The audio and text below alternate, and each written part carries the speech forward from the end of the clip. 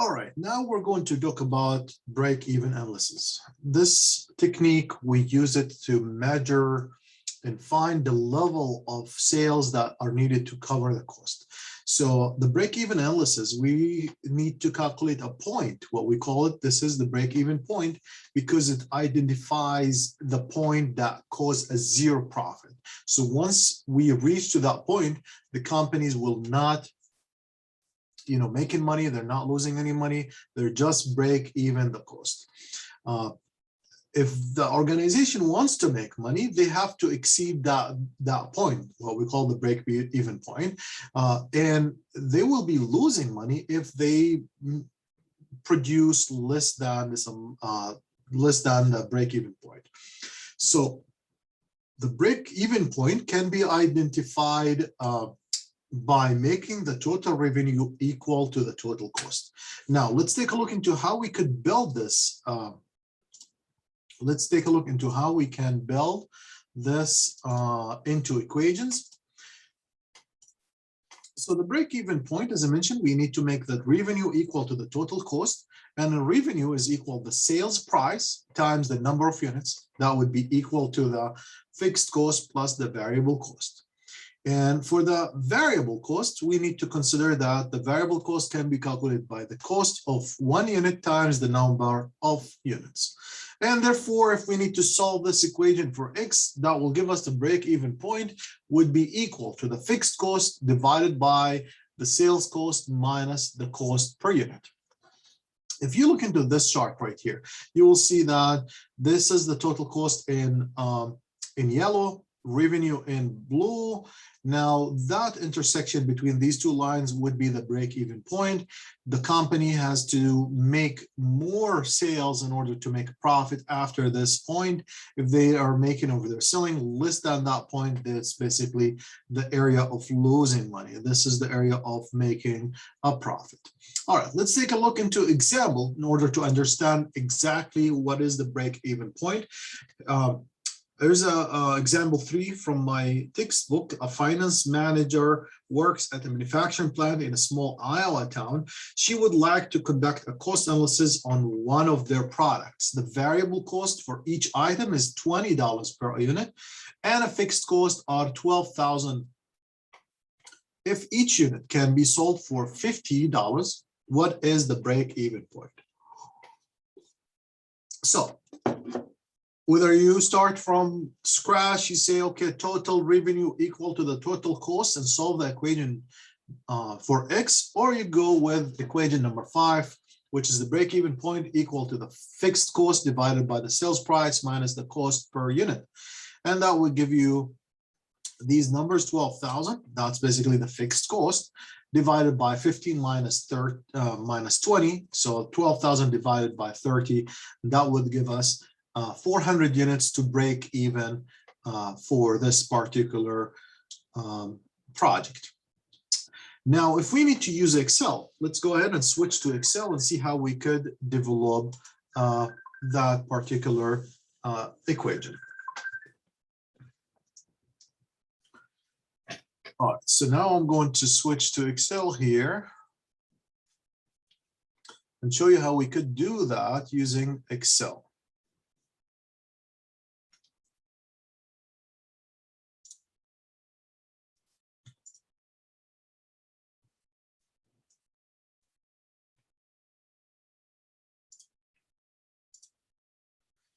All right, so that for chapter 8.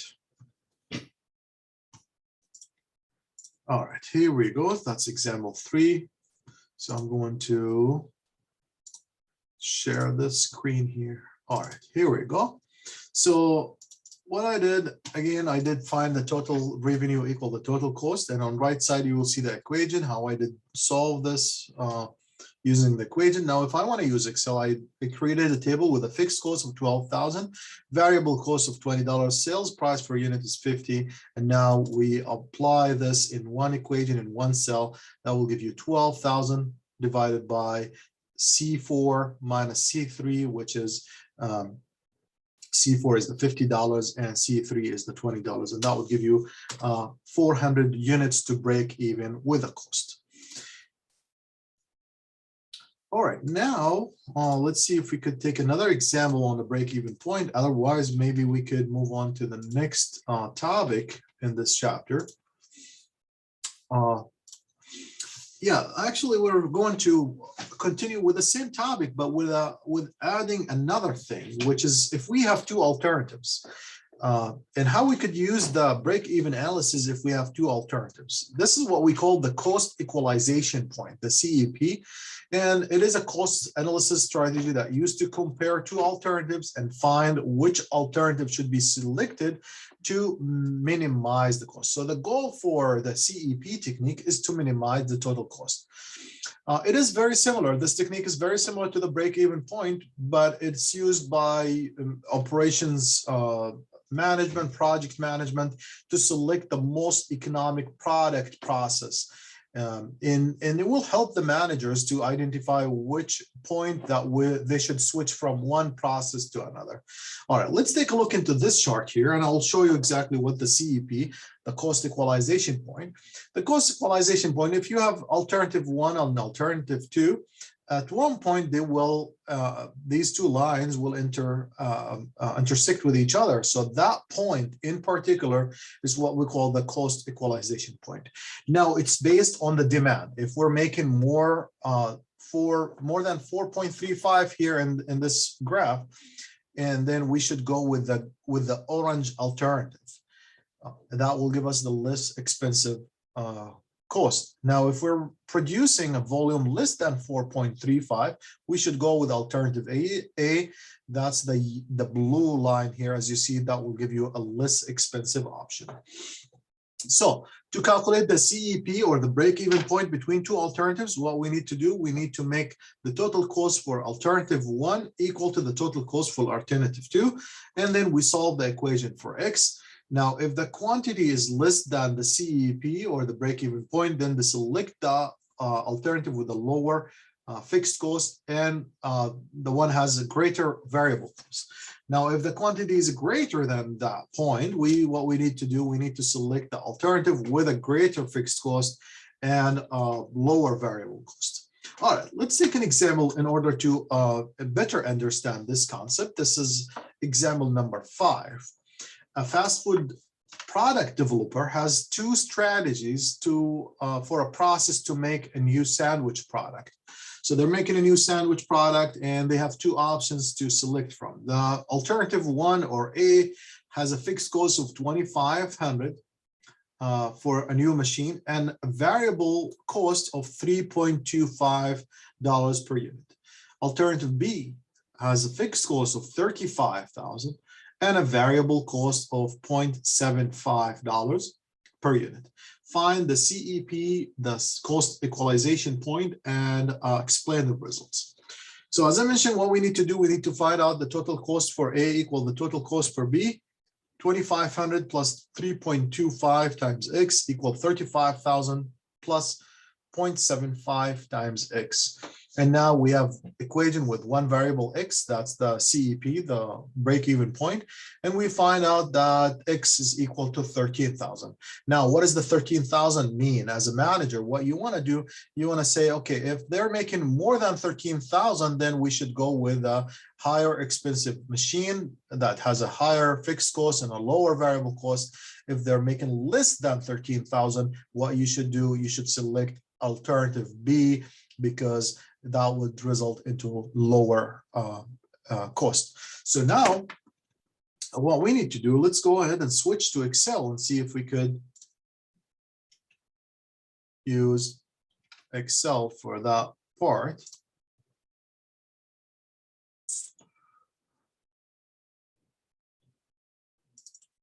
All right, for Excel here, as you see, I'm sharing my screen.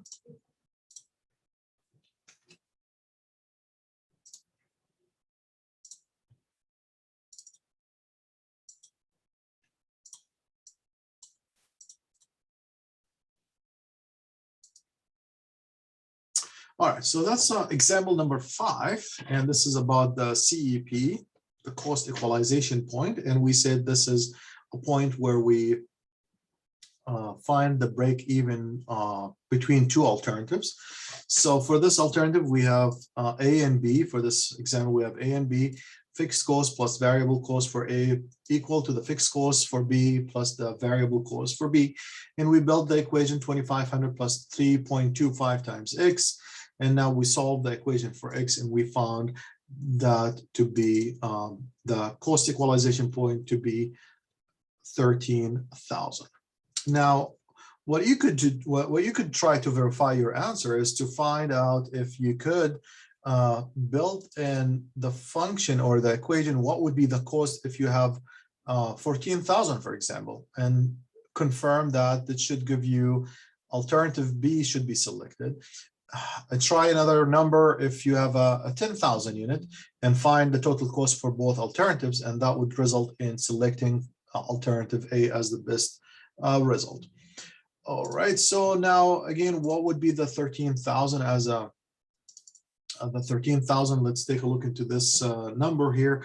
The 13,000 alternative A should be selected if there is a need to produce less than 13,000 unit. Otherwise, alternative B should be selected. You know, alternative B has the higher fixed cost and lower variable cost. All right, with that said, I want to end my video right here, and then we will have another video on the time value of money and how we could use the time value of money for the break-even analysis. I'll see you in another video.